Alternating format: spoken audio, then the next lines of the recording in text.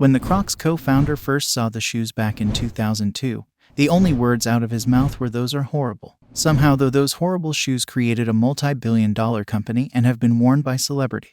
So how are three founders with zero experience in footwear able to build such a wildly successful shoe company? This is the amazing, untold secret of Crocs. In 2002, Lyndon Hansen had hit a low point. He was sleeping on a friend's couch after separating from his wife. Around that same time, he also lost his job in computer hardware marketing, and his mother passed away from cancer. His troubles seemed endless. George Boer and Scott Siemens were longtime friends of Lyndon and could see he desperately needed some cheering up, so they set up a sailing trip together around the Caribbean to try and clear Lyndon.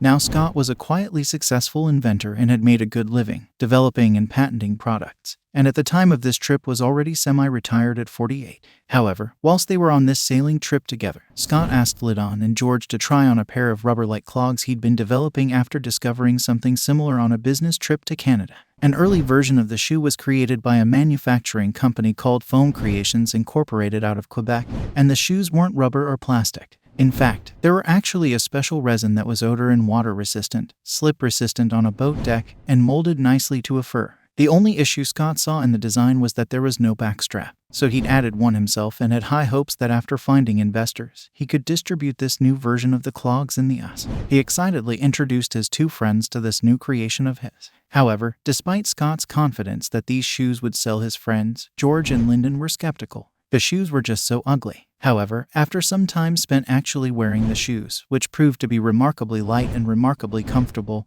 they completely came around to them. So much so they decided to go into business together. They named the company Crocs, since crocodiles, likely shoes, can thrive in both land and water. So between these three friends, they had a reasonable amount of business experience. The only problem was none of them really knew anything about the shoe market. The first order of this new business was to create a model for distributing this strange Canadian shoe in America. Lyndon led the development of this plan while Scott worked on the product, and George put forward a sizable amount of investment money to get things started.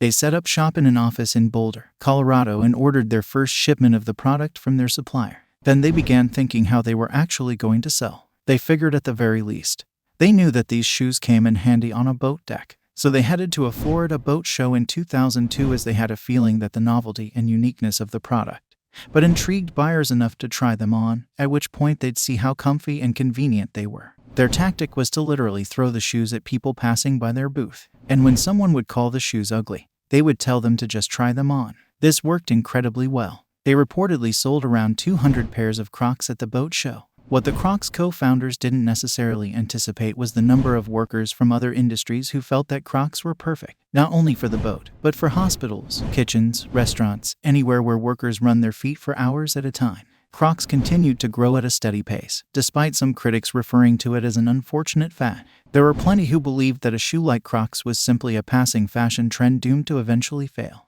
Yep, it wasn't failing. Crocs sold 76,000 pairs of the shoes in 2003, and between 2005 and 2006, their revenue climbed 226%. One of the really savvy moves that the founders made was acquiring Foam Creations Incorporated so they could have exclusive rights to the foam, called Crosslight, that CROs were made of.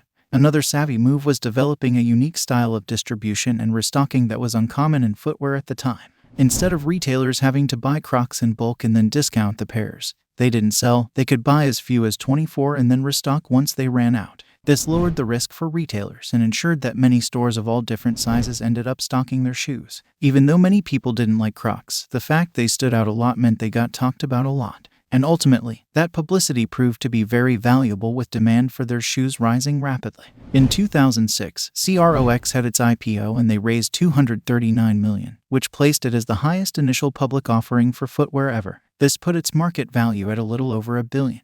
Whilst all of this rapid growth brought in millions for the Crow founders and their early investors, it also proved challenging to keep up with the demands of seemingly endless expansion. Lyndon commented how the breakneck pace of expansion took a toll on all of the founders as they worked around the clock to keep growing the business. However, it seems that it was harder on some founders than others, as later in 2006, things got a little dark. Just a few months after the company went public, co-founder George Boker, the one who initially invited Lyndon on the boat trip that started it all, made an unusual call to his brother-in-law. According to his brother-in-law's police statement, George said to, and I quote, "I'm gonna bury you so deep that no one will ever find you." I'm going to slit your mothering throat." About 20 minutes later, George apparently showed up at his brother-in-law's office threatening to fight him. Now, why George went after his brother-in-law is not entirely clear, but there are multiple reports of very erratic behavior from the Crow co-founder around this time. I think you already liked this video either way. Thank you for watching, and I will see you in the next video.